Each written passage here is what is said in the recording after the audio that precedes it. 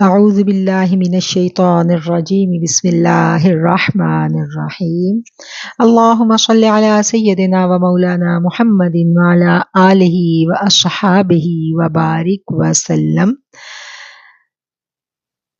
رب اشرح لی صدری ویسر لی امری واحلل عقدۃ من لسانی یفقہوا قولی ربی زدنی علما ربی زدنی علما ربی زدنی علما۔ آج کے لیکچر کا آغاز کرنے سے پہلے میں اللہ تعالیٰ سے دعا کرتی ہوں کہ اے میرے اللہ،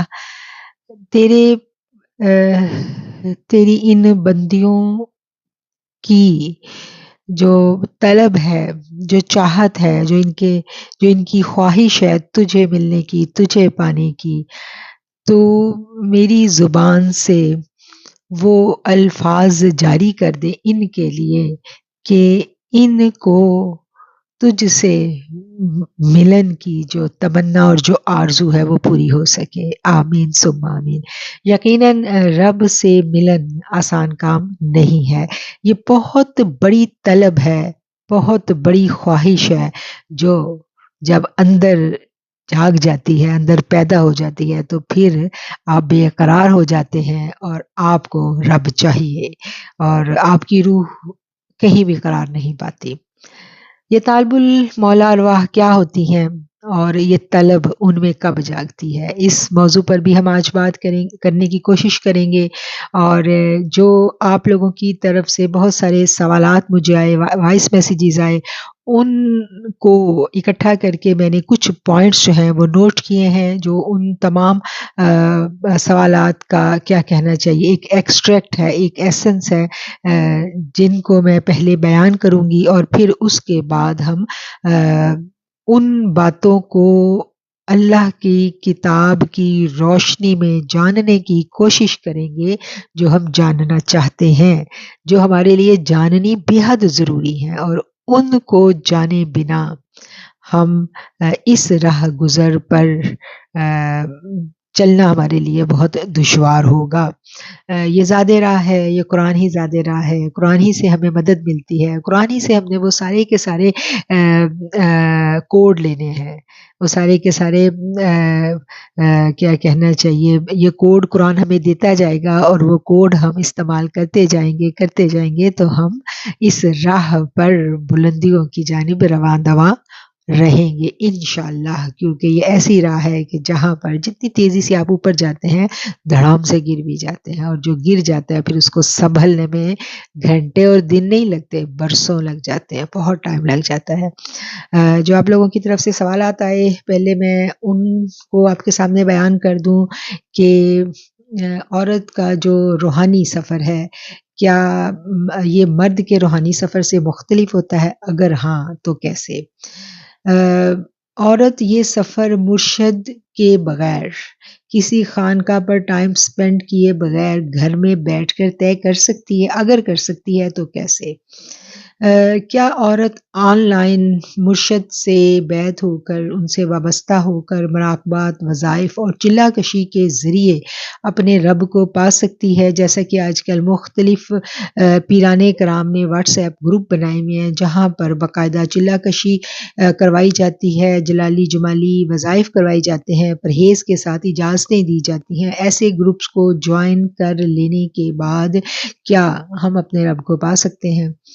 اور عورت کو یہ کب معلوم ہوتا ہے کہ اس کے اندر ایک طالب المولا روح موجود ہے؟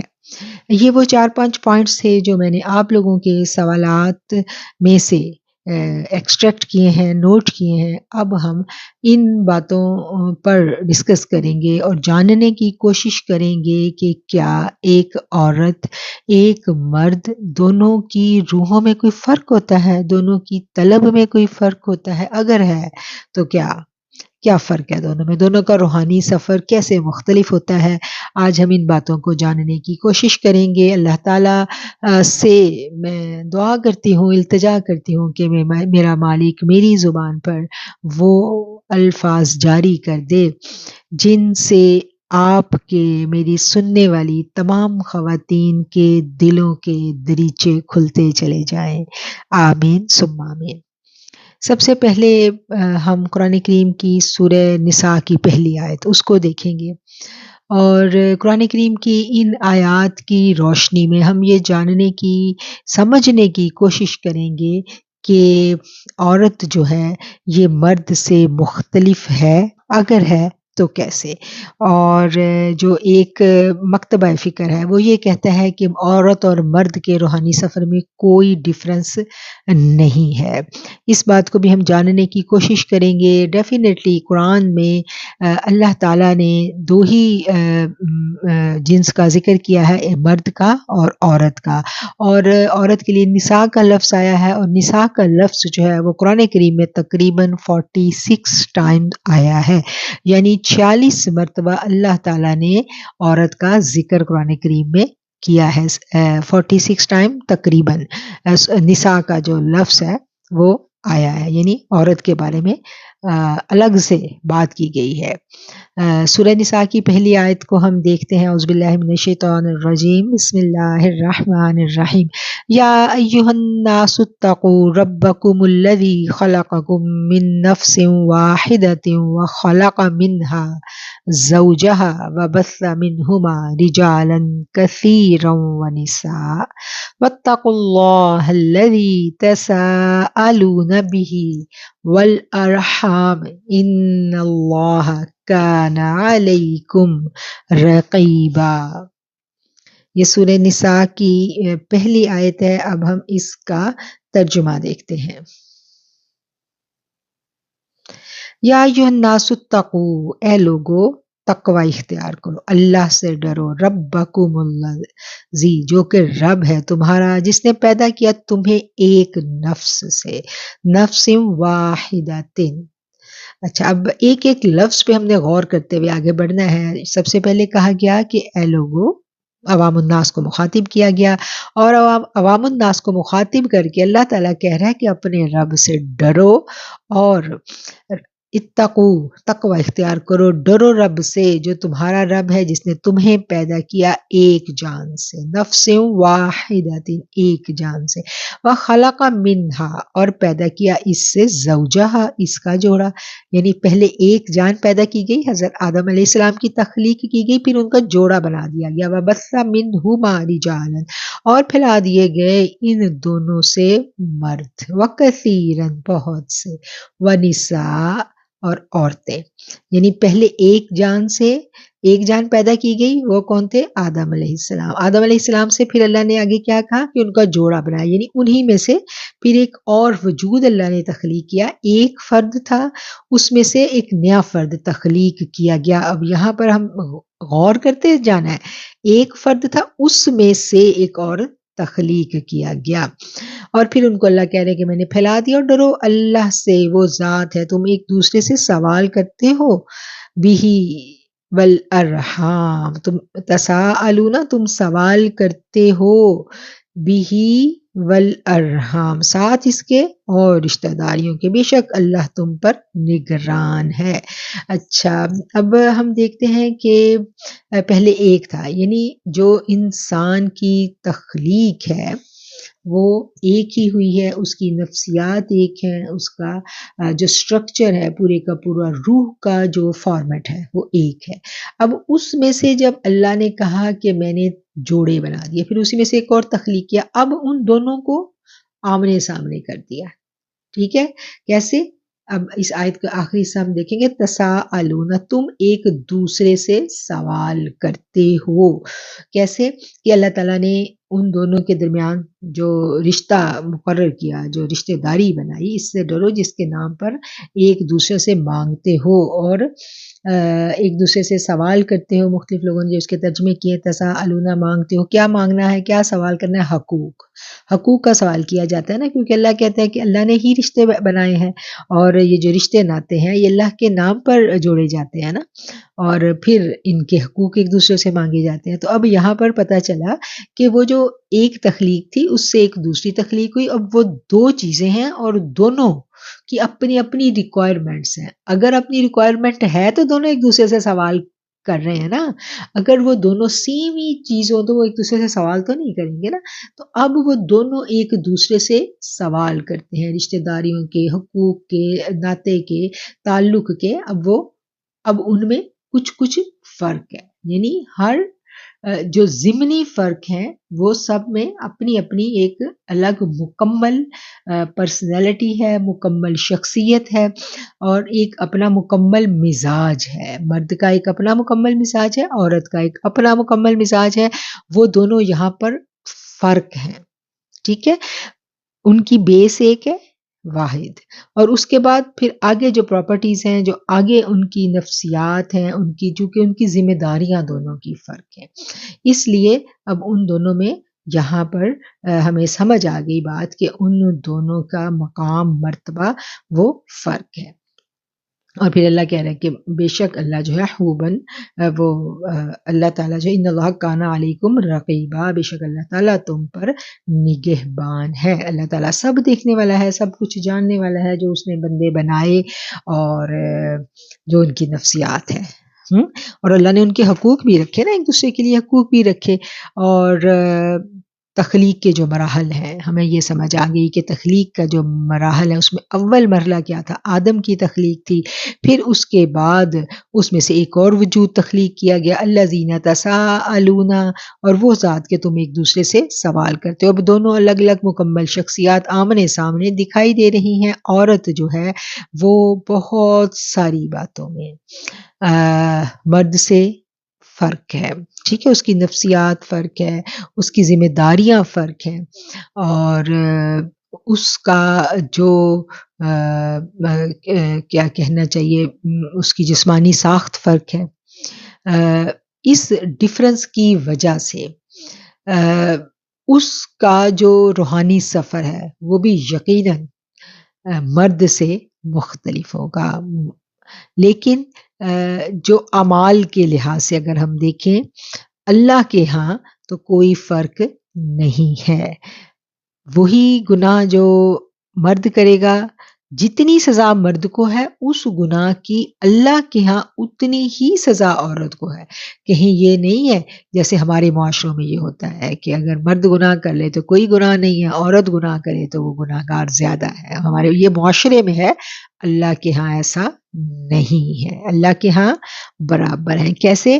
یہ بات ہمیں بتائے گی سورہ احزاب کی آیت نمبر 35. اس میں اللہ تعالیٰ فرماتے ہیں نا، ان المسلمین والمسلمات، مسلمان مرد مسلمان عورتیں، مومن مرد مومن عورتیں، والقانتین والقانتات، فرما بردار مرد فرما بردار عورتیں، والصادقین والصادقات، سچے مرد اور سچی عورتیں، والصابرین والصابرات، صبر کرنے والے مرد اور صبر کرنے والی عورتیں، والخاشعین والخاشعات، اور خشیت کرنے والے مرد خشیت والی عورتیں، والمتصدقین والمتصدقات، صدقہ دینے والے مرد اور صدقہ دینے والی عورتیں، والصائمین والصائمات، روزہ دار مرد اور روزہ دار عورتیں، والحافظین فروجہم والحافظات، حفاظت کرنے والے اپنے شرم گاہوں کی مرد اور عورتیں، والذاکرین اللہ کثیرا والذاکرات، اور ذکر کرنے والے مرد اور بہت کثرت سے اللہ کا ذکر کرنے والی عورتیں. اعد اللہ لہم مغفرۃ واجرا عظیما، تیار کر رکھا ہے اللہ نے ان کے لیے مغفرت اور اجر عظیم. اچھا، اس آیت سے ہمیں پتہ چلا کہ جو نیکی مرد کرے گا وہی نیکی عورت کرے گی، تو دونوں کے لیے اللہ نے برابر ثواب رکھا ہوا ہے.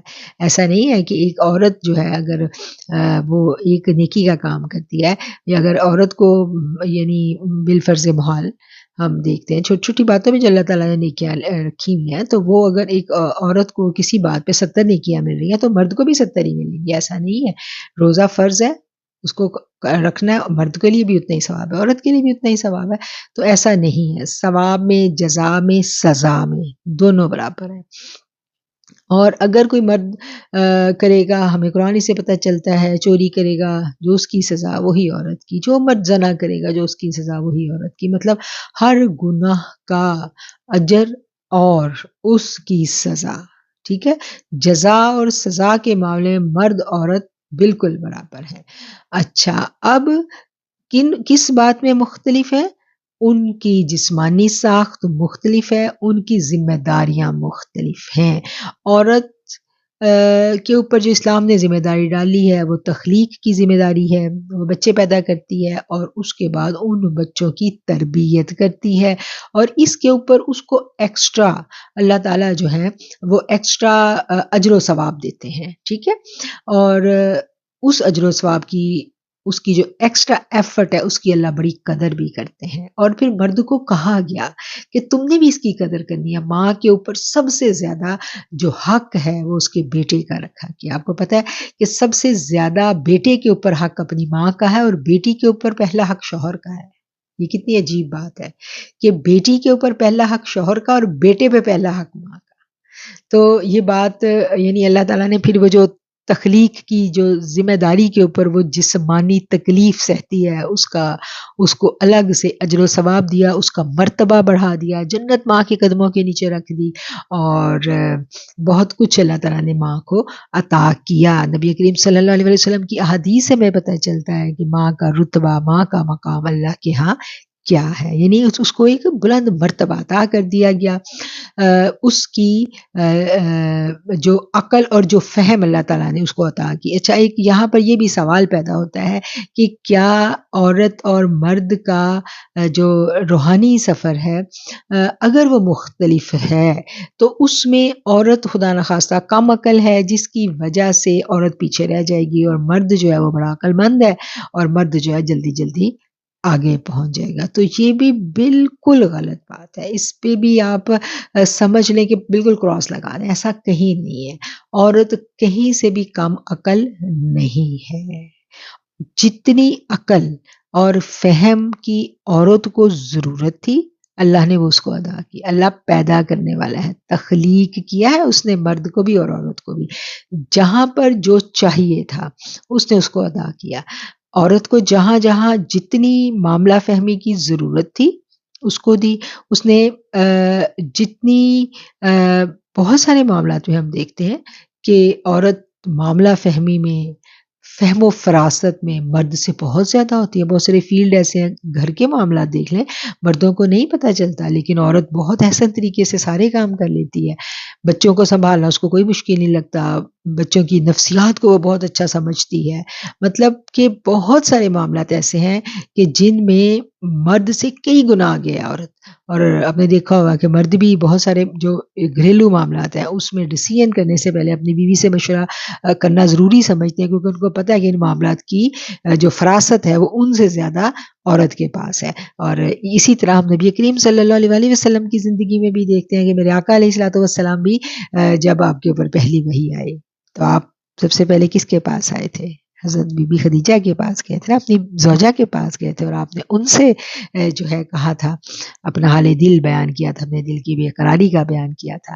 اور پھر اسی طرح ہم دیکھتے ہیں کہ مرد جو ہے جتنی تسکین اور جتنی راحت اس کو اپنی عورت سے ملتی ہے اس کو اور کہیں سے نہیں ملتی۔ اللہ نے تو لکھ دیا ہے سکینت اور راحت کا زوجین کے مابین، لکھ دی گئی ہے نا کہ یہ چیز، یہ رشتہ ایسا ہے کہ اس میں دونوں ایک دوسرے سے قرار پاتے ہیں۔ ایسا نہیں ہے کہ عورت پاتی ہے، مرد بھی پاتا ہے۔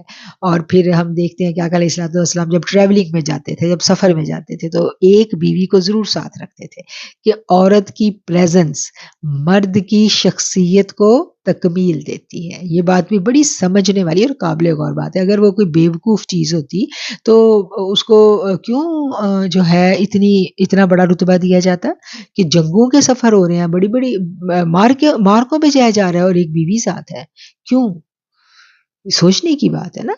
تو یہ ایسا کہیں نہیں ہے کہ عورت کوئی بیوقوف چیز ہوتی ہے یا کم عقل ہوتی ہے یا بے دین ہوتی ہے یا اللہ تک نہیں پہنچ سکتی، یہ ایسا نہیں ہے۔ عورت تو اللہ کی راہ پر اگر چل پڑے تو یہ تو بہت تیزی سے منازل طے کرتی ہے۔ کیوں؟ کیونکہ عورت کے پاس جذبات بہت زیادہ ہوتے ہیں۔ عورت میں جو محبت کی جو شدت عورت میں ہے نا، یہ محبت کی شدت اس طرح کی مرد میں نہیں ہے۔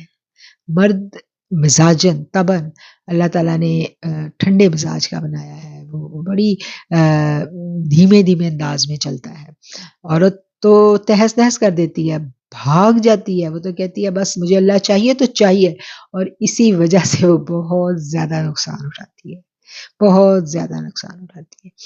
اور اب ہم دیکھتے ہیں کہ اللہ تعالیٰ نے قرآن میں جب عورت کا ذکر کیا، عورت کو مخاطب کیا، تو سورہ آل عمران کی وہ آیت ہے نا کہ یا مریم اقنتی لربکی واسجدی ورکعی مع الراکعین، اے مریم اطاعت کرو اپنے رب کی اور سجدہ کرو، رکوع کرنے والوں کے ساتھ رکوع کرو۔ یہاں اللہ تعالیٰ بی بی مریم سے مخاطب ہے، اور مریم جو ہے ان کے بارے میں ہمیں پتہ چلتا ہے نا کہ ان کی ماں نے منت مانی تھی، نظر مانی تھی کہ میرا بیٹا ہوگا تو میں اس کو معبد میں چھوڑوں گی، اللہ کی گھر کی یہ خدمت کرے گا، تو پھر بیٹی پیدا ہوگی تو اس نے کہا کہ اب میں کیا کروں، یہ تو بیٹی ہے۔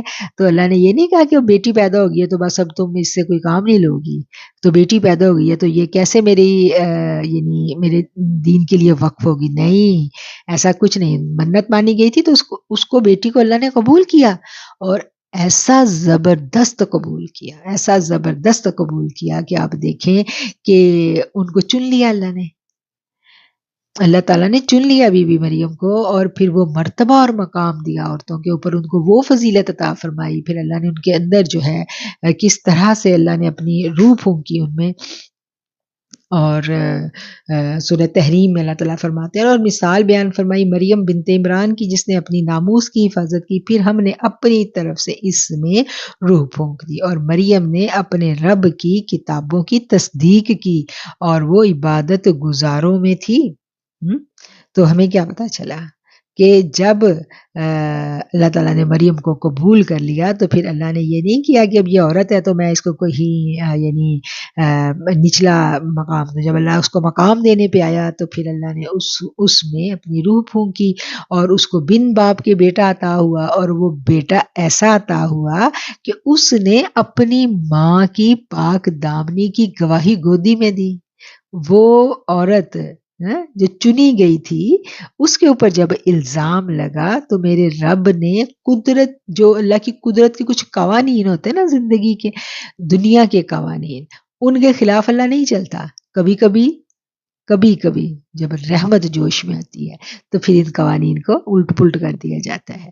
تو وہ وقت تھا جب بی بی مریم پر الزامات لگے تو میرے رب کی رحمت جوش میں آ گئی، جوش میں آئی تو اللہ نے کیا کہا کہ تم اپنی ناموس کی پاک دامنی کی تم خود گواہی نہیں دو گی، یہ بچہ دے گا۔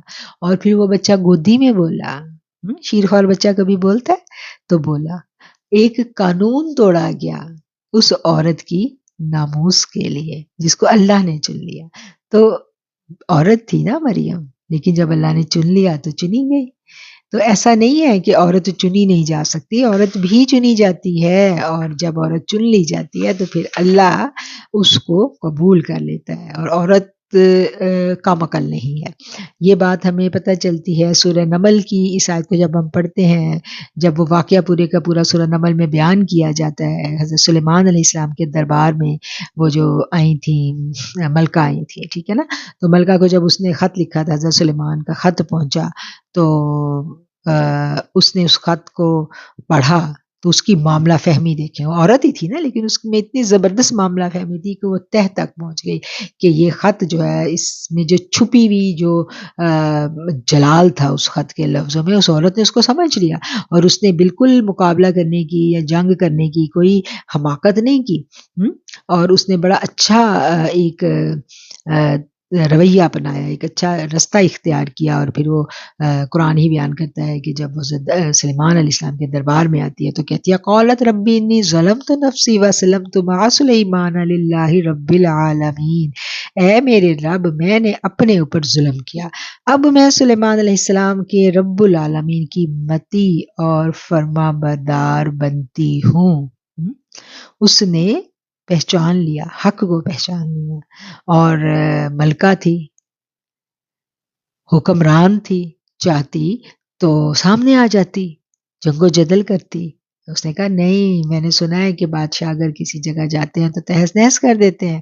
وہ اس نے بڑی حکمت کے ساتھ اس نے ایک صلح کا رویہ اپنایا، اور اس نے اس حقانیت کو پہچان لیا، سچ کو پہچان لیا، اور پھر وہ متی اور فرما بردار ہو گئی۔ تو یعنی ایسا نہیں ہے کہ ایک عورت جو ہے وہ حق کو نہیں پہچان سکتی، اس میں اللہ نے قوت رکھی ہے، قدرت رکھی ہے، جتنی جتنی قوت اور قدرت کی اور فہم کی عورت کو ضرورت ہوتی ہے وہ اللہ تعالیٰ نے اس کو دیا ہوا ہے، ایسا نہیں ہے وہ کہیں سے سیکھنے نہیں جاتی، اس کے اندر موجود ہوتا ہے، اس کے سافٹ ویئر میں اللہ تعالیٰ نے سب کچھ زبردست قسم کا انسٹال کر کے اس کو بھیجا ہوا ہے دنیا میں، ایسا نہیں ہے کہ وہ کسی معاملے میں یا کسی طرح وہ مرد سے کم ہے۔ ہاں جیسے بہت سارے گھریلو معاملات کی مرد کو عقل و فہم ہی نہیں ہوتی، اس کو سمجھ ہی نہیں ہوتی گھریلو معاملات کی، اسی طرح باہر کے بہت سارے معاملات جو صرف مردوں نے ڈیل کرنے ہیں ان کی عورتوں کو سمجھ نہیں ہوتی، تو اس بات پر اگر ان کا فہم کچھ عورت کا کم ہے تو عورت کو اپنے آپ کو کم عقل نہیں سمجھنا، کیونکہ وہ اس کا فیلڈ نہیں ہے، وہ اپنے فیلڈ میں زبردست ہے، اپنے فیلڈ میں اس کو سب پتہ ہے،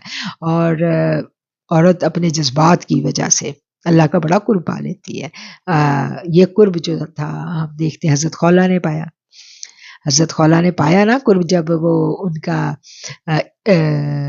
میاں کے ساتھ جھگڑا ہوا تھا، اور جب پھر وہ آقا علیہ الصلوۃ والسلام کی خدمت میں آ کے روئیں، واویلا مچایا، اور اپنے شوہر کی محبت میں وہ جو ہے انہوں نے کہا کہ میں تو جدا نہیں ہونا چاہتی ہوں، تو یہ ان کے جذبات ہی تھے نا جو آسمانوں تک پہنچے، اور پھر آسمانوں سے وحی آ گئی اور قانون جو ہے وہ بدلا گیا۔ ہم دیکھتے ہیں کہ عورت وہ اللہ تعالیٰ فرماتے ہیں نا کہ اَمَّن یُجِیبُ الْمُضْطَرَّ اِذَا دَعَاهُ، کہ مضطرب دل کی پکار اللہ سنتا ہے اور جواب دیتا ہے۔ تو یہ جب جب عورت مضطرب ہوئی ہے تو فوری آپ دیکھیں قوانین بدلے گئے ہیں۔ حضرت خولہ کہ دل کا اضطراب ہی تھا نا جو قانون بدلا گیا۔ پھر حضرت عائشہ رضی اللہ تعالیٰ عنہ کو ہم دیکھتے ہیں کہ جب ان کا ہار ٹوٹا، وہ ہار کے موتی اکٹھے کرنے میں قافلے کو لیٹ ہو گئی، اور جو پانی تھا اس تک رسائی نہ ہو سکی نماز کے ٹائم تک، تو وہ جو نماز کا ٹائم آ گیا تو وجہ جو تھی پانی تک رسائی نہ ہونے کی، یعنی اس وقت تک وہ کنویں کے پاس نہیں پہنچ سکے جب تک پہنچنا تھا، وجہ تو حضرت عائشہ بنی نا، پانی وہ جو ہار ٹوٹا۔ تو میرے رب نے کیا کیا؟ میرے رب نے یہ نہیں کہا کہ سرزش کی ہو بی بی کو، میرے رب نے تیمم کا قانون اتار دیا، آسانی دے دی مسلمانوں کو۔ تو عورت کبھی بھی یہ نہ سمجھے کہ رب کی نگاہ میں وہ نہیں ہے، وہ ہر لمحے رب کی نگاہ میں ہوتی ہے، اتنے قرب میں ہوتی ہے، اسی لیے تو اللہ نے اپنی امانت اس کی گودی میں ڈالی ہے۔ ماں کا مقام چھوٹا نہیں ہے، اللہ نے اپنی بہترین تخلیق انسان ایک عورت کے حوالے کی، وہ جتنے مرضی بلند مرتبے کا انسان ہو دنیا میں جب آتا ہے، ایون کہ جو نبی بھی دنیا میں آتے ہیں تو عورت کی گودی میں آتے ہیں، یہ نہیں ہے کہ یہ نبی ہے تو اس کو یہ بلند مرتبہ پائے گا تو عورت کی تو کم عقل ہے تو یہ اس کی تربیت نہ خراب کر دے تو مرد کی گود میں دے دیا جائے، ایسا کبھی نہیں ہوا۔ عورت ہی کے سینے سے دودھ پیتا ہے، عورت ہی کی گود میں پلتا ہے، تو ایسا کبھی بھی نہیں سوچنا کہ عورت روحانیت میں یا تعلق باللہ میں کہیں پر کم ہے، ایسا قطعاً بھی نہیں ہے، بلکہ وہ روحانیت کی منازل بہت زبردست بڑے احسن انداز میں طے کر لیتی ہے اگر اس کو مناسب رہنمائی ملے۔ عورت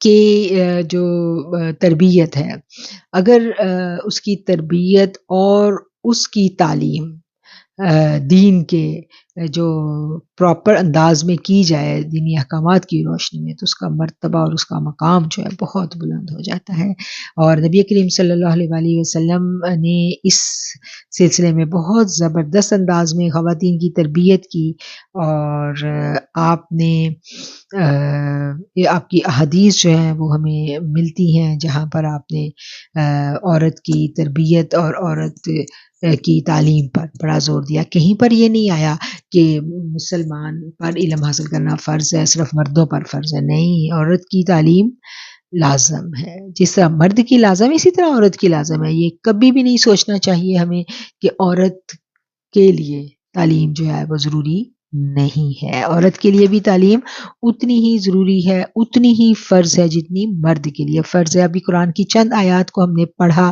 اور ہم نے سمجھ لیا کہ ایک عورت جو ہے وہ اپنے الگ وجود اور اپنی الگ پرسنالٹی کے ساتھ اللہ کی نگاہ میں ہے، اللہ اس کی جو شخصیت کا جو اپنا ایک عورت پن ہے اس کو اللہ مسلسل آبزرو کر رہا ہوتا ہے. اس کا اللہ نے اپنا ایک پورے کا پورا کیا کہنا چاہیے، اس کا اپنا ایک پروٹوکول ہے. عورت کا اپنا ایک انداز ہے، اپنا ایک اللہ تعالیٰ نے اس کی پرسنالٹی کا اپنا ایک رنگ بنایا ہے، اور وہ رنگ اتنا خوبصورت ہے اس عورت کا کہ اس رنگ سے، وہ کہتے ہیں نا وجود رنگ سے ہی ہے کائنات میں، وجود زن سے ہے کائنات میں رنگ. تو یہ عورت کے وجود سے کائنات میں رنگ ہے ڈیفینیٹلی. عورت کی شخصیت جو ہے وہ بڑی پر اثر ہے، اور عورت اگر تربیت یافتہ ہو تو آپ دیکھیں کہ نسلیں بدل جاتی ہیں. اور عورت کا جو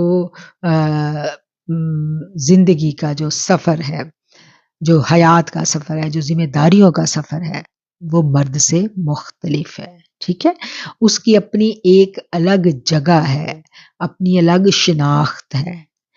بالکل اسی طرح عورت کا روحانی سفر بھی اپنا ایک الگ رنگ لیے ہوئے ہوتا ہے. ایسا نہیں ہے کہ سیم وہ اسی طرح سے سفر کرے گی جیسے مرد کرتا ہے، ایسا نہیں ہوتا. عورت کا روحانی سفر مرد سے مختلف ہوتا ہے. اور یہ جو سوال تھا کہ عورت کو کب پتہ چلتا ہے کہ وہ یعنی اس کی جو روح ہے اس کے اندر وہ طالب المولا روح ہے، یہ بھی ایک سوال تھا، اور یہ ایک سے زیادہ خواتین کی جانب سے تھا. تو عورت کو پتہ چلنا شروع ہو جاتا ہے جب کچھ عرصے میں جب اس کو وہ شعور کی منازل طے کرتی ہے. یعنی اس چیز کو سمجھ لیں کہ جو طالب المولا ارواح ہوتی ہیں، بھلے وہ مرد میں ہو یا عورت میں، وہ لوگ مختلف ہوتے ہیں. بچپن ہی سے وہ لوگ مختلف ہوتے ہیں، اور ان کے ساتھ اللہ کا جو ایک خود کار حفاظت کا سسٹم ہے وہ الگ سے ساتھ لگا ہوا ہوتا ہے. ایسے لوگ، ایسی خواتین اگر اپنے بچپن سے اب تک نگاہ دوڑائیں گی تو انہیں بچپن سے لے کے اب تک بہت سارے ایسے واقعات ملیں گے جب ان کو احساس ہوگا کہ کوئی قوت تھی جس نے ان کو بچا لیا. یعنی ایسے لوگوں کی جو پاکیزگی ہے اس کی بڑی ایک خاص انداز میں حفاظت کی جاتی ہے، اور ایک سسٹم کے تحت یعنی وہ باقی لوگوں سے فرق ہوتے ہیں. ان کو بچپن میں اس چیز کا احساس نہیں ہوتا، لیکن جب 30s کراس کرنے کے بعد، 30s کے بعد ان کو لگنے لگتا ہے کہ ان کی زندگی باقی لوگوں جیسی نہیں ہے. وہ باقی خواتین کی طرح زندگی گزارنا چاہتی ہیں، لیکن ان کی زندگی ویسی گزرتی نہیں ہے. ان کی زندگی میں ہرڈلز زیادہ ہوتی ہیں، مشکلات زیادہ ہوتی ہیں، انہیں باقی لوگوں سے زیادہ اسٹرگل کرنی پڑتی ہے. ان کا دل دنیا میں بھیگتا نہیں ہے. ان کا دل شروع سے ہی ان کا دل جو ہے وہ اس کا اللہ کی جانب جھکاؤ زیادہ ہوتا ہے. انہیں اللہ والوں کی باتیں اچھی لگتی ہیں. یعنی یہ بچپن سے سمٹمز ہوتے ہیں، لیکن احساس جو اس چیز کا ہوتا ہے وہ 40 کے بعد کلیئر ان کو ہو جاتا ہے. اور 30 کے بعد ان کو یہ پتہ چلنا شروع ہو جاتا ہے کہ وہ باقی لوگوں سے تھوڑی مختلف ہیں. وہ پوری اسٹرگل کرتی ہیں، پوری کوشش کرتی ہیں کہ وہ باقی لوگوں کی طرح ہی رہیں، لیکن وہ رہ نہیں سکتی، رہ نہیں پاتی. مطلب ہرڈلز ان کے لیے زیادہ آ جاتی ہیں، کچھ ان کے ساتھ معاملات ہونے شروع ہو جاتے ہیں، اور ان کو یہ احساس ہو جاتا ہے کہ ان کے ساتھ باقی لوگوں کی نسبت کچھ فرق ہو رہا ہے. اچھا، یہ جو فرق ہو رہا ہوتا ہے نا، اس میں کیا ہوتا ہے کہ ان کے خواب، ان کو کچھ ایسے خواب دکھائی دیتے ہیں، اور کچھ ان کی جو فیلنگز ہیں وہ ان کو کچھ روحانی فیلنگز آنی شروع ہو جاتی ہیں، اور کچھ معاملات، کچھ سچے خواب، اور کچھ آوازیں تنہائی میں ان کو عجیب سی سنائی دینے لگتی ہیں، اور وہ تنہائی کی عبادت کو پسند کرتی ہیں. اور چونکہ امتحانات ان پہ زیادہ ہوتے ہیں، اس لیے ان امتحانات میں سے وہ مکمل طور پر نکلنا چاہتی ہیں، اور یہاں پر پھر خطرناک دور شروع ہوتا ہے. اچھا، یہ کیا ہوتا ہے کہ جب امتحان پڑھتے ہیں، امتحان تو آتا ہے، ہمیں پتہ ہے کہ امتحان جب زندگی میں آتا ہے تو اس کا مقصد نوازنا ہوتا ہے. رب نواز رہا ہوتا ہے، رب اپنی جو یاد ہے وہ دل میں ڈال رہا ہوتا ہے ہمارے. تو ہم جب امتحان آتا ہے تو ایسی خواتین کیا کرتی ہیں کہ وہ بھاگتی ہیں، ادھر ادھر بھاگتی ہیں، اس امتحان سے نکلنا چاہتی ہیں، اور اس کے لیے پھر انفارچونیٹلی معاشرے میں پہلے زمانے میں تو شاید اتنے خطرناک لوگ نہیں تھے، لیکن آج انٹرنیٹ جو ہے اس دور میں تو بہت خطرناک لوگ موجود ہوتے ہیں انٹرنیٹ پہ، جن کے ساتھ رابطہ کرنا بے حد آسان ہوتا ہے. اور پھر وہ ان کو تو نہیں پتا نا کہ یہ جو مشکلات آئی ہیں یہ کیوں آئی ہیں. اچھا وہ کیا کرتی ہیں، ان مشکلات سے نکلنے کے لیے وہ وظائف کا سہارا لیتی ہیں، اور وظائف کے لیے انہیں کوئی پیر چاہیے ہوتا ہے، کوئی بابا چاہیے ہوتا ہے، اور وہ بابا جو ہے وہ اگر تو ان کو کوئی 2 نمبر بابا مل گیا، کہہ لیں کوئی ڈی ٹریک کرنے والی پرسنالٹی ان کو مل گئی، تو پھر تو ان کا پینڈا لمبے سے لمبا ہوتا چلا جائے گا. اچھا یہاں پر اب فیصلہ کرنے کا وقت ہوتا ہے. یہاں پر آپ دیکھیں ایک امتحان آیا، دوسرا امتحان آیا، تیسرا امتحان آیا، تو امتحان ختم ہی نہیں ہو رہے. تو اب کرنے کا کام کیا تھا؟ کرنے کا کام یہ تھا کہ رجوع کیا جاتا، اللہ کی بات سنی جاتی، قرآن پڑھا جاتا، قرآن سے مدد لی جاتی. جب اللہ نے کہہ دیا وَاسْتَعِینُوا بِالصَّبْرِ وَالصَّلَاةِ کہ تم صبر کرو، نماز سے مدد لو. اور جب ہم صبر کی باری آتی ہے تو صبر تو نہیں آتا نا. تو صبر کے بارے میں تو ہمیں پتہ چلتا ہے کہ جب موسیٰ اور خضر علیہ السلام ملے تھے تو حضرت خضر نے کہا تھا نا کہ تم میرے ساتھ رہ کے صبر نہیں کر سکو گے. پھر آپ نے فرمایا تھا، سورہ کہف کی آیت کا مفہوم بیان کر رہی ہوں، آپ نے فرمایا تھا کہ تم کیسے صبر کرو گے جب کہ تم جانتے ہی نہیں ہو. تو ہمیں یہ پتہ چلتا ہے کہ صبر کرنے کے لیے علم کا ہونا بڑا ضروری ہے. علم کے بغیر صبر نہیں آتا. تو علم جو ہے اس کی بنیاد قرآن ہے. تو اب کیا ہے کہ قرآن سے رجوع کرنا ہے. جب قرآن سے جڑیں گے تو بہت کچھ ہمیں پتہ چلتا جائے گا. ہم اللہ سے جڑتے چلے جائیں گے، اور پھر دھیرے دھیرے ہم اللہ کے جو رموز ہیں ان کو جاننے لگیں گے. روحانیت کیا ہے؟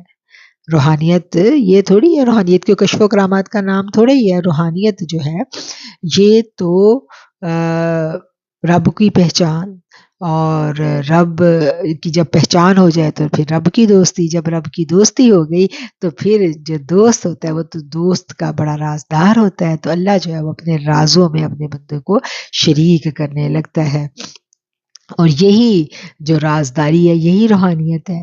اور یہ کیسے ملتی ہے؟ یہ پاکیزگی سے ملتی ہے. اس کے لیے ہمیں اپنے نفس کو قد افلح من زکاہا، بامراد ہو گیا وہ جس نے اپنے نفس کا تزکیہ کر لیا. اس کے لیے ہمیں اپنے نفس کو پاک کرنا پڑتا ہے. اور جب نفس کو پاک کرنے ہم چلتے ہیں تو ہمیں پتہ چلتا ہے کہ یہ اتنا آسان کام نہیں ہے. اور پھر یہاں سے ایک عرفان ذات کا سفر جو ہے شروع ہو جاتا ہے. اور یہ سفر اگر تو ہمیں کوئی کیا کہنا چاہیے ٹھیک استاد مل جاتا ہے، ہمیں کوئی مینٹور اچھا مل جاتا ہے تو ہمیں قرآن سے جوڑ دے گا. اور جب قرآن سے ہمیں جوڑے گا تو ہمارے ایک ایک سوال کا جواب جو ہے نا وہ قرآن دھیرے دھیرے دیتا چلا جائے گا. من میں لگی ساری کی ساری گرہیں جو ہیں وہ کھلتی چلی جائیں گی. اور کب یہ گرہیں نہیں کھلتی؟ یہ گرہیں اس وقت نہیں کھلتی جب ہم علم کے کوڈ استعمال نہیں کرتے. جب علم ہمارے اندر آ جاتا ہے، جب ہمیں اللہ کی باتیں سمجھ میں آنے لگتی ہیں. اس چیز کو بالکل آپ دیکھیں کہ یہ ایک اتنی سادہ چیز ہے، اتنی سادہ چیز ہے جس کو شیطان نے الجھا کے رکھ دیا ہے. بھئی جس رب کو پانا چاہتے ہو اس رب کی بات تو سنو نا. ہم کہتے ہیں کہ میرے اندر بڑی تڑپ ہے، میں بس اللہ کو پانا چاہتی ہوں. تو اللہ کی بات تو سنو نا. اللہ کہہ کیا رہا ہے؟ اللہ تو قرآن میں کہہ رہا ہے نا، پوری کی پوری 114 صورتیں ہیں قرآن کی، 30 پارے ہیں، اور ایک ایک آیت اپنے اندر حکمت کا ایسا دریا سمیٹے ہوئے کہ اس کو جتنی دفعہ پڑھو وہ نیا معنی اور نیا مفہوم ہمیں دے کے جاتی ہے. تو قرآن تو ہمارے سامنے پڑا ہوا ہے. تو ہم کیا کرتے ہیں؟ ہم اللہ کو ہمیں پتہ ہے یہ اللہ کی کتاب ہے، ہمیں یہ بھی پتہ ہے، یہ نہیں ہے کہ ہمیں نہیں پتا، لیکن ہم اس کو کھولتے ہی نہیں، ہمیں کہا جاتا ہے نہ نہ نہ نہ قرآن نہ پڑھنا، قرآن کو پڑھ لیا تو بس پھر تو گمراہ ہو جاؤ گے، قرآن کو بس تلاوت کر لو جتنی کرنی ہے، وظیفوں کے لیے جتنا کرنا ہے کر لو، اس کو سمجھنے کی ضرورت نہیں ہے، یہ آپ کو سمجھ ہی نہیں آئے گا، ہمیں یہ پڑھایا جاتا ہے، یہ سمجھایا جاتا ہے، یہ نہیں سمجھ آتا، اور اگر پڑھ لیا تو یہ تو ایسے ایسے ترجموں میں تحریف کر دی گئی ہے کہ الٹا آپ گمراہ ہو جاؤ گے۔ بھئی اگر ترجموں میں تحریف کر دی گئی ہے تو ہمارے سامنے ورائٹی موجود ہے نا، ہم ایک تفسیر کی سمجھ نہیں آ رہی تو دوسری پڑھ لیں، دوسری کی نہیں آ رہی تو تیسری پڑھ لیں، ایک آج تو ہوم ڈیلیوری لگی ہوئی ہے، ایک مولانا کی بات سن لیں، دوسرے کی سن لیں، تیسرے کی سن لیں، جب طلب سچی ہے تو پھر ہمیں اللہ پیاسا رہنے دے گا، طلب خالص ہو جائے تو اللہ تو نوازتا چلا جاتا ہے، نوازتا چلا جاتا ہے، اور پھر ہمیں سب سمجھ آنے لگتی ہے۔ عورت کا ہم پرسنالٹی کی بات کر رہے تھے، عورت کی شخصیت کی بات کر رہے تھے، تو ہمیں یہ پتہ چلا کہ گناہوں ثواب اور اجر میں مرد اور عورت دونوں برابر ہیں۔ فرق کہاں پر ہے؟ فرق ان کی ذمہ داریوں میں ہے، ان کی جب ذمہ داریاں فرق ہیں تو ان کے جو باڈی ہے، جو ان کی فزیک ہے وہ بھی فرق ہے، اور ان کا پھر روحانی سفر بھی فرق ہے، ٹھیک ہے؟ منزل ایک ہے، رستے جدا جدا ہیں، اور امتحان کا طریقہ کار بھی جدا جدا ہے، اور تعلق جیسا عورت کا ہوتا ہے اس کا اپنا انداز ہے اور مرد کا اپنا انداز ہے۔ عورت کی جو محبت ہوتی ہے نا اس میں بڑی شدت ہوتی ہے، عورت سب کچھ پا لینا چاہتی ہے، بہت جلدی جلدی وہ ساری کی ساری منازل طے کر لینا چاہتی ہے، اور اس وجہ سے وہ دھوکہ کھا لیتی ہے، اور جب بھی عورت دھوکہ کھاتی ہے نا اپنے جذبات کی شدت کی وجہ سے کھاتی ہے، اپنی اجرت پسندی کی وجہ سے کھاتی ہے، اور پھر وہ کیا ہوتا ہے کہ پھر وہ گم ہو جاتی ہے۔ آپ دیکھیں کہ یہ وہ جو پچھلی دفعہ ہم نے بابا بلے شاہ کا شعر پڑھا تھا نا، یہ تلکڑ بازی ویڑا ہے، تو یہ جو سفر ہے نا یہ واقعتاً اتنا زیادہ اس میں ہمیں نظر آتا ہے نا، کیا کہنا چاہیے، پھسلن ہے کہ قدم قدم پہ آپ کو لگتا ہے کہ بس اب گئے تو اب گئے، اب گئے تو اب گئے، آپ کو نہیں پتا چلتا کہ آپ کب گر سکتے ہو، اور آپ گم ہو جاتے ہو اور آپ کو پتہ ہی نہیں چلتا کہ آپ گم ہوئے ہو۔ یہ بھی بڑا ایک شیطان کا الجھاؤ ہوتا ہے، شیطان الجھاتا چلا جاتا ہے کیونکہ علم نہیں ہوتا نا، علم کے بغیر ہم تو اپنی ذات کو نہیں پہچان سکتے، تو رب کو کہاں سے پہچانیں گے؟ ہم تو بالکل جس کو کہتے ہیں نا، جتنی بھی شدت ہے اللہ کی محبت کی، ہمیں صبر سے چلنا ہے۔ ہم کہتے ہیں کہ بس ہمیں کوئی جتنی مرضی پڑھائی بتا دے ہم پڑھائی کر لیں گے، ہم ساری رات ایک پاؤں پہ کھڑے ہو کے وظیفہ کر لیں گے، ٹھنڈے پانیوں میں کھڑے ہو کے وظیفہ کر لیں گے، ہمارا کام ہونا چاہیے، اور اگر وہ ہم کہتے ہیں بھئی دنیا طلب نہیں ہے، اللہ طلب ہے، تو بس آج پوری رات میں وظیفہ کروں اور صبح جناب اللہ میرے سامنے ادھر صوفے میں بیٹھا ہوا، یا پھر کوئی فرشتہ، یا پھر کوئی موکل، یہی طلب ہو جاتی ہے نا۔ اچھا مجھے بتائیں کہ ہم نے موکل سے یا فرشتے سے ملاقات کر کے کرنی کیا ہے؟ اگر واقعتاً ہم پڑھ رہے ہیں، وظیفہ پڑھ رہے ہیں اور آنکھیں بند ہیں اور ایک دم سے ہماری آنکھیں کھلی ہیں اور ہم نے دیکھا ہے کہ ہمارے سامنے صوفے پہ جناب ایک بہت بڑی جو خوفناک سی کوئی چیز بیٹھی ہوئی اور وہ کہہ رہی ہے کہ میں تو موکل ہوں، یا ایک بڑی باریش بزرگ بیٹھے ہوئے ہیں، بڑی خوبصورت ان کی پرسنالٹی ہے، تو وہ کہتے ہیں میں تو فرشتہ ہوں، تو مجھے بتائیں اپنے دل پہ ہاتھ رکھ کے بتائیں ہماری اس وقت کیفیت کیا ہوگی؟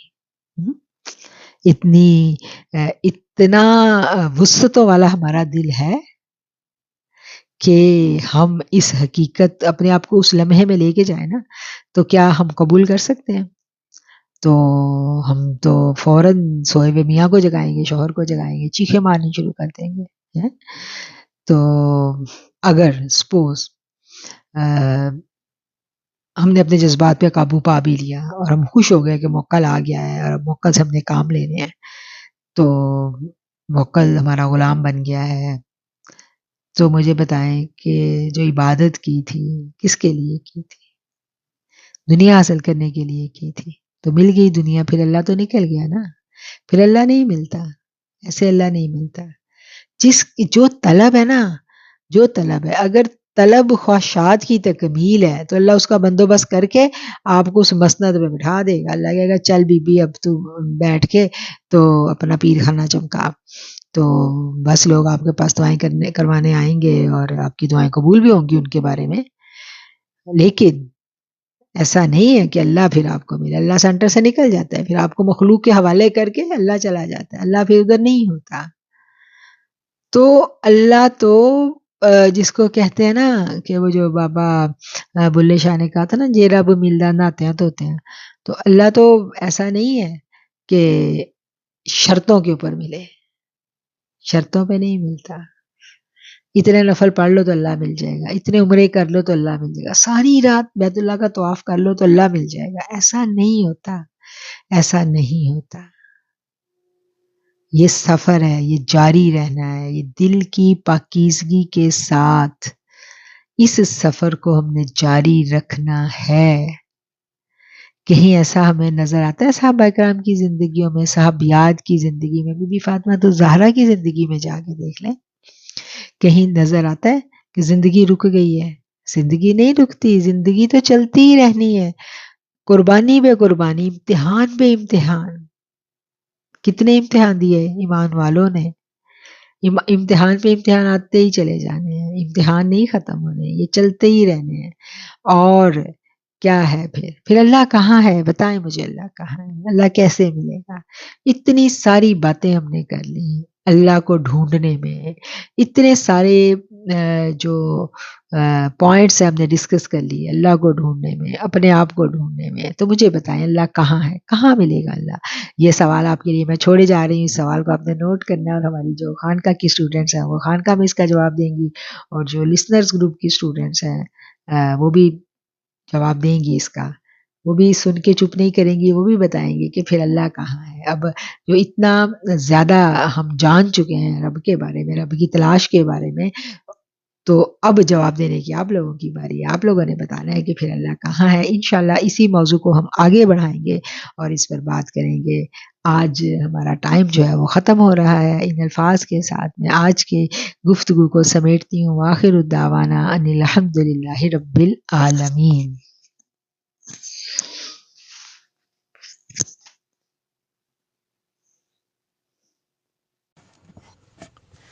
مفلس زندگی اب نہ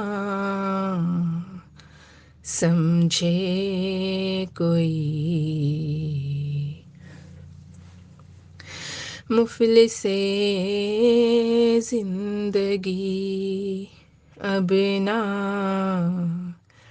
سمجھے کوئی، مجھ کو عشق نبی اس قدر مل گیا، جگمگائے نہ کیوں میرا عکس درون، جگمگائے نہ کیوں میرا عکس درون،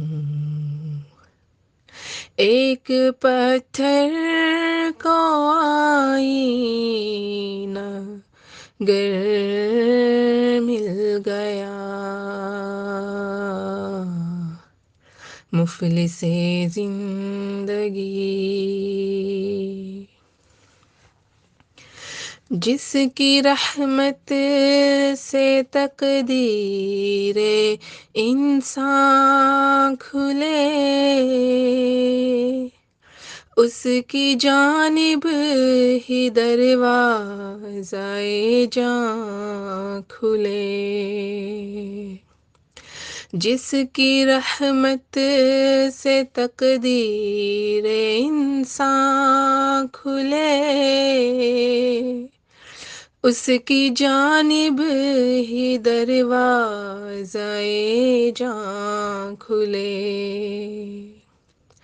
جانے عمر رواں لے کے جاتی کہاں، جانے عمر رواں لے کے جاتی کہاں، خیر سے مجھ کو خیر البشر مل گیا، مفلس زندگی، محور دو جہاں ذات سرکار کی، اور میری حیثیت ایک پرکار سی، محور دو جہاں ذات سرکار کی، اور میری حیثیت ایک پرکار کی، اس کی ایک راہ گزر طے نہ ہو عمر بھر، ان کی ایک راہ گزر طے نہ ہو عمر بھر، قبلہ آرزو تو مگر مل گیا، مفلس زندگی،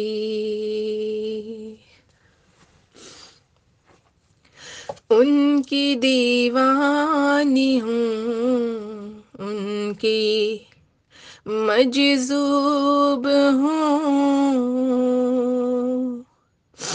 کیا یہ کم ہے کہ میں ان سے منسوب ہوں، ان کی دیوانی ہوں، ان کی مجذوب ہوں، کیا یہ کم ہے کہ میں ان سے منسوب ہوں، سرحد حشر تک جاؤں گی بے دھڑک، سرحد حشر تک جاؤں گی بے دھڑک، مجھ کو اتنا تو زیادہ سفر مل گیا، مفلس زندگی اب نہ سمجھے کوئی،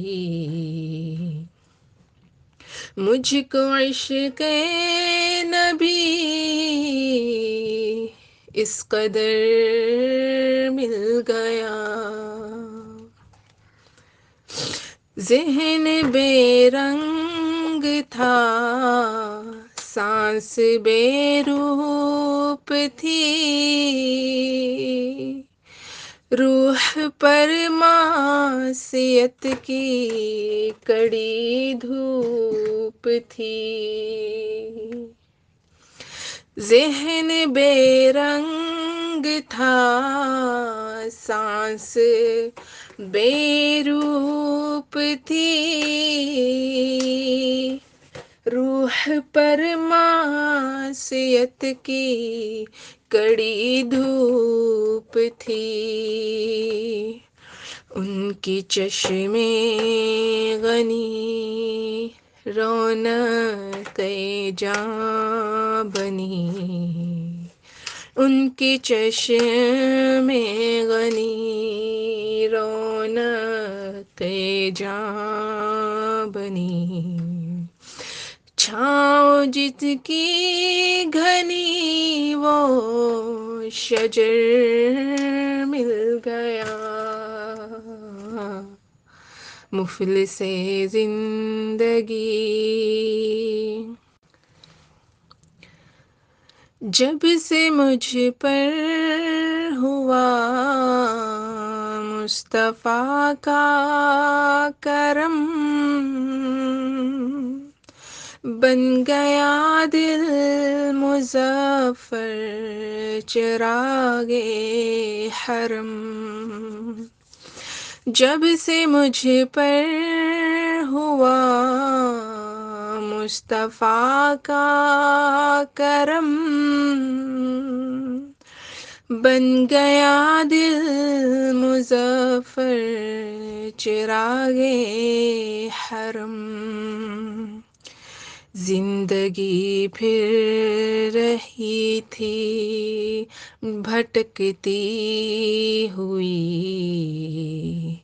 زندگی پھر رہی تھی بھٹکتی ہوئی، میری خانہ بدوشی کو گھر مل گیا، مفلس زندگی اب نہ سمجھے کوئی، مجھ کو عشق نبی اس قدر مل گیا،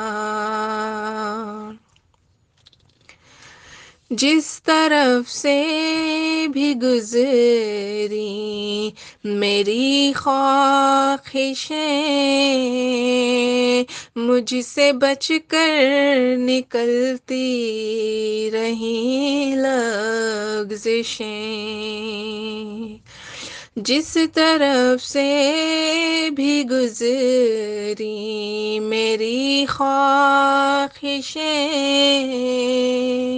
مجھ سے بچ کر نکلتی رہیں لغزشیں، جب جھکائی نظر جھک گیا میرا سر، جب جھکائی نظر جھک گیا میرا سر، نقش پا اس کا ہر موڑ پر مل گیا، جگمگائے نہ کیوں میرا عکس دروں، ایک پتھر کو آئینہ گر مل گیا، مفلس زندگی